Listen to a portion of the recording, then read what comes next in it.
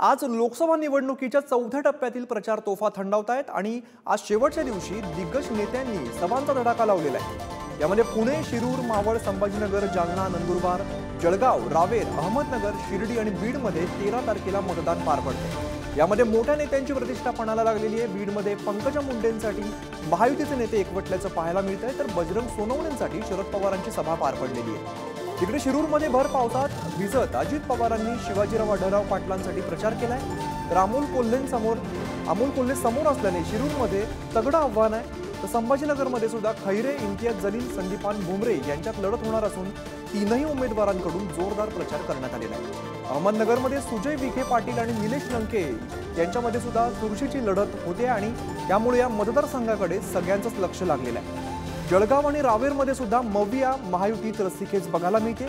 राज्यातील 11 मतदारसंघांमध्ये 13 मेला मतदान होणार असून यामध्ये कोण नेमकं बाजी मारणार हे बघणं आता महत्त्वाचं असणार आहे।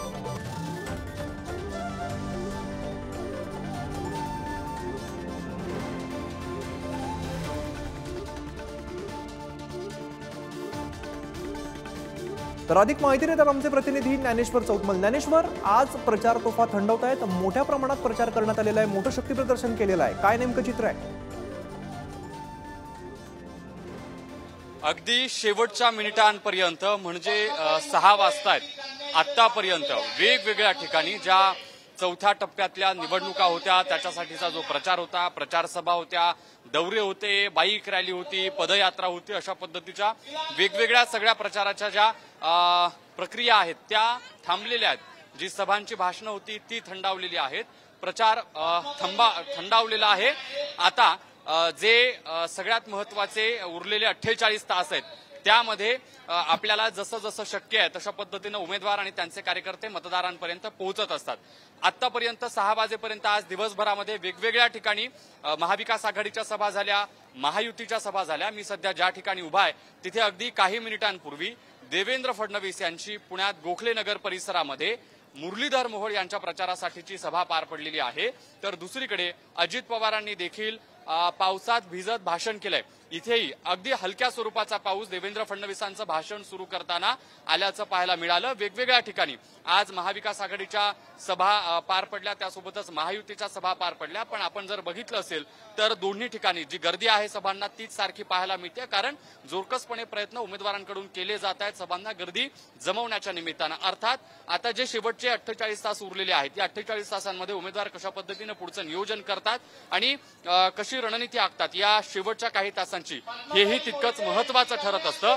आज बीड असेल, औरंगाबाद असेल, जालना असेल, अहमदनगर असेल, शिर्डी असेल, शिरूर, मावळ, पुणे, रावेर, नंदुरबार, जळगाव या ठिकाणच्या ज्या प्रचाराच्या तोफा आहेत त्या थंडावलेल्या आहेत आणि त्या भागांमध्ये महत्वाच्या सभा झाल्यात। यात बीडचा देखील आपल्याला प्रामुख्याने उल्लेख करावा लागेल। बीडमध्ये पंकजा मुंडेंची सभा झाली, ज्या सभेला सगळे महायुतीचे जे महत्वाचे नेते होते ते उपस्थित होते। उदयनराजेंनी त्या भाषणात आवाहन केलं। उदयनराजेंच्या एकूण भाषणाची आज दिवसभरात जोरदार चर्चा देखील झाली। तर दुसरीकडे त्याच लोकसभेच्या हद्दीत बजरंग सोनवणे यांच्यासाठी शरद पवारांची सभा पार पडली आणि तुलनेनं दोन्हीकडे प्रतिसाद जो आहे तो सारखा पाहायला मिळाला। प्रत्येक जण शक्ती प्रदर्शन या निमित्तानं करताना पाहायला मिळाला। पुण्यात देखील जी सभा पार पडली, मोठी गर्दी मुरलीधर मोहोळ यांच्या सभेला पाहायला मिळाली। शिवाजीनगर परिसरात ही सभा पार पडली आणि अशाच पद्धतीचं वातावरण वेगवेगळ्या लोकसभा मतदारसंघांमध्ये आहे। त्यामध्ये अहमदनगर असेल, शिर्डी असेल, पुणे, शिरूर, मावळ असेल। मुख्यमंत्री एकनाथ शिंदेंचा प्रामुख्याने उल्लेख करावा लागेल। शेवटच्या दिवशी मुख्यमंत्री एकनाथ शिंदेंची जी भव्य रॅली झाली पिंपरी चिंचवडमध्ये, बावळचे बारणे लोकसभेचे जे उमेदवार आहेत त्यांच्या प्रचाराच्या निमित्तानं मुख्यमंत्री एकनाथ शिंदे देखील आज मावळ लोकसभेच्या हद्दीत होते। पिंपरी चिंचवडच्या हद्दीमध्ये त्यांचा मोठा रोड शो पार पडला आणि असंच वेगवेगळ्या नेत्यांनी वेगवेगळ्या ठिकाणी प्रचाराचा जो धडाका आहे तो लावलेला होता। दिवसभर त्यांच्या वेगवेगळ्या कार्यक्रमांच्या निमित्तानं, सभांच्या कार्यक्रमाच्या निमित्तानं मतदारांपर्यंत पोहोचवण्याचा जो प्रयत्न आहे तो आपल्याला आज पाहायला मिळालेला आहे। आजचा प्रचार तोफांचा दिवस थंडावत असताना वेगवेगळ्या ठिकाणचं जे वातावरण होतं तेही तितकंच मतदारांना मतदान करण्याच्या निमित्तानं कशा पद्धतीनं पूरक आणि पोषक करता येईल, कसा मतदारांचा उत्साह वाढवता येईल अशाच पद्धतीचं हे सगळं वातावरण पाहायला मिळालं। खास करून जर आपण या पश्चिम महाराष्ट्रातल्या जागांबद्दल बोलायचं झालं तर मोठे नेते आज हे पुणे जिल्ह्यात तळ ठोकून होते, ज्यामध्ये उपमुख्यमंत्री देवेंद्र फडणवीसांचा उल्लेख करावा लागेल, अजित पवारांचा उल्लेख करावा लागेल, एकनाथ शिंदेंचा उल्लेख करावा लागेल.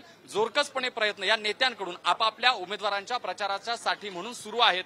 तर दुसरीकडे शरद पवार, आदित्य ठाकरे, सुप्रिया सुळे हे देखील आपल्या उमेदवारांचा प्रचार करण्यासाठी आज अगदी दिवसा पहाटे 6-7 वाजल्यापासून घराबाहेर पडलेले होते आणि दिवसभर आज जो धडाका होता निश्चित ज्ञानेश्वर, एकंदर शेवटच्या क्षणापर्यंत मतदारांपर्यंत पोहोचण्याचं सगळ्यांचं काम सुरू आहे. धन्यवाद.